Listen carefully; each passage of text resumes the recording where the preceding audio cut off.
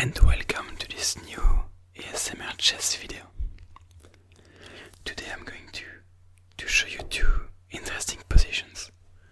And in this first one, we have Grandmaster Fabiano Caruana with the white pieces. And it's a really interesting endgame with a very nice move. This is actually from a game played in Title Tuesday a while back against a Polish international master. In the game, Fabiano Caruana had 6 seconds left and the Polish international master 1 second left. So Fabiano did not find the move, but he ended up winning the game anyway. So he managed to win this pawn, and then they got into a drawn bishop versus rook endgame. And with 1 second on increment, the Polish grandmaster managed to survive 45 moves into the 50 moves rule. But he did not make it. He ended up losing. Fabi played rook to b7. But in this position there is actually one very interesting move, and a beautiful one with a beautiful idea behind it. So if you want to have a go at it for yourself, you can pause the video now if you want. And the move is rook to c6. The idea is going after this pawn, but from the side, because you're also threatening rook h6. So black is actually forced to play b5 if you tried something else. For example, king to h3. You would have rook h6, pinning the bishop to the king.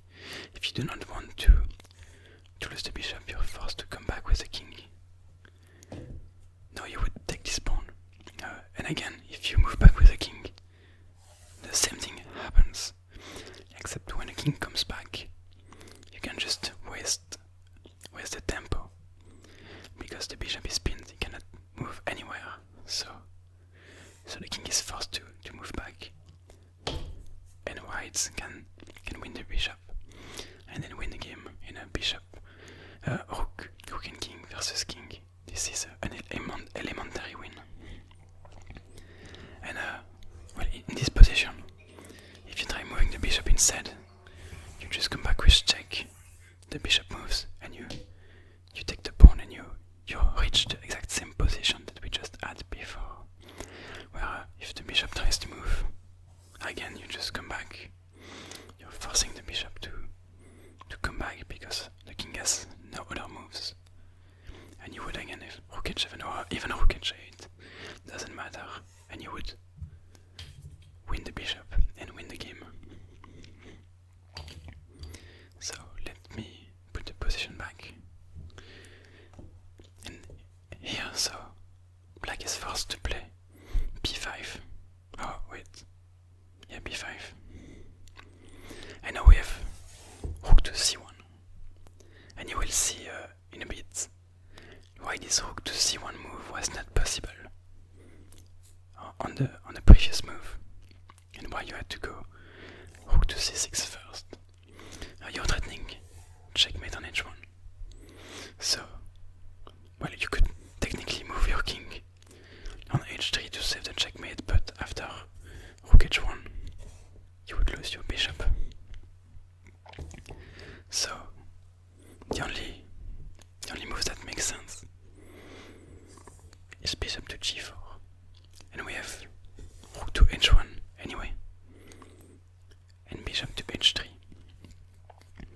And here is the key move. Rook h2, you waste the tempo. The bishop is pinned to the king, so it cannot move. The king has only one legal square, but you would end up losing the bishop and losing the game. So the only moves that make sense is b4, after which we have rook h1, b3, and rook back to h2. And it's here in this position that we see why rook to c1 first would not have worked.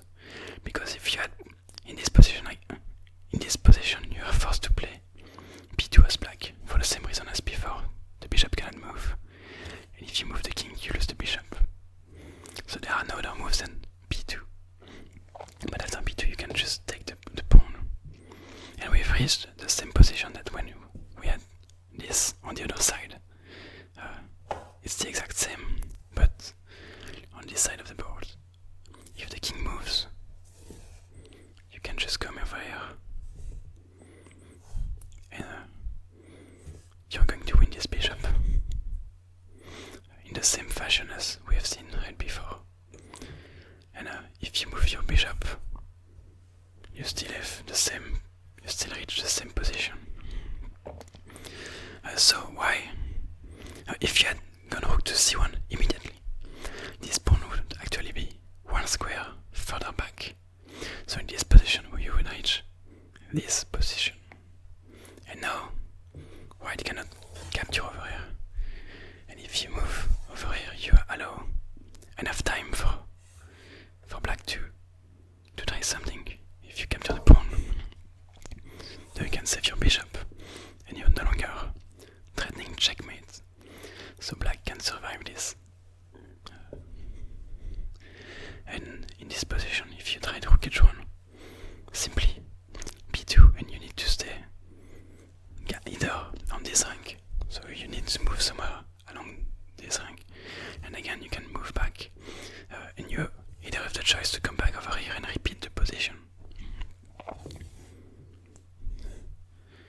or to take this pawn in and let black's king escape the prison that it is in at the moment.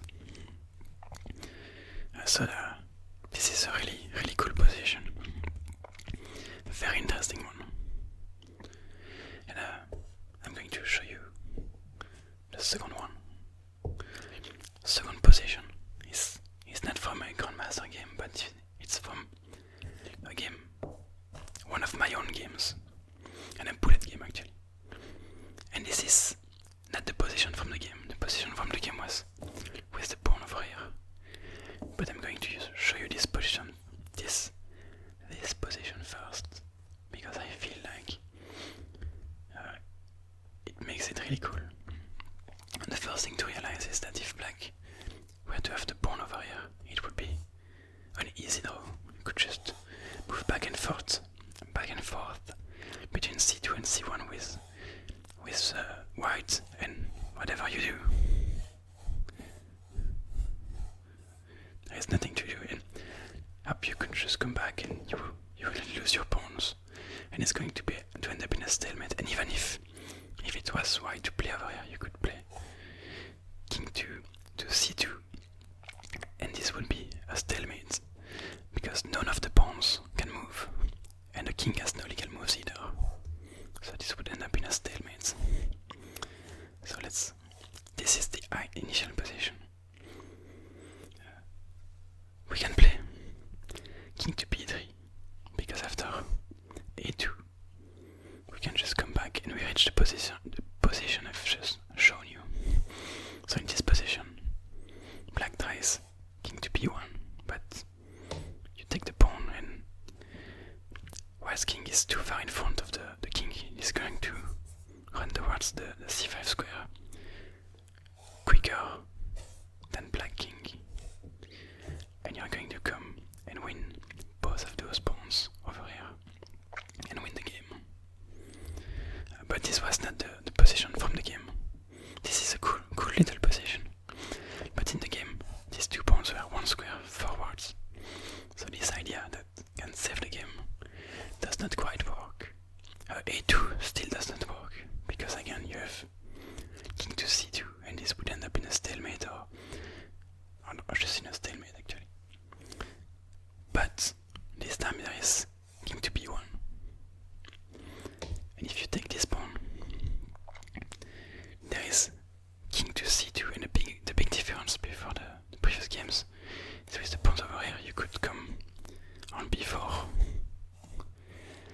Now the c5 pawn is actually controlling this b4 square, and there is no king b4. So you are forced to either come back over here or over here, and you are going to lose the game if you go here. Tack, check, and this is, I mean, you can even go like this, up, and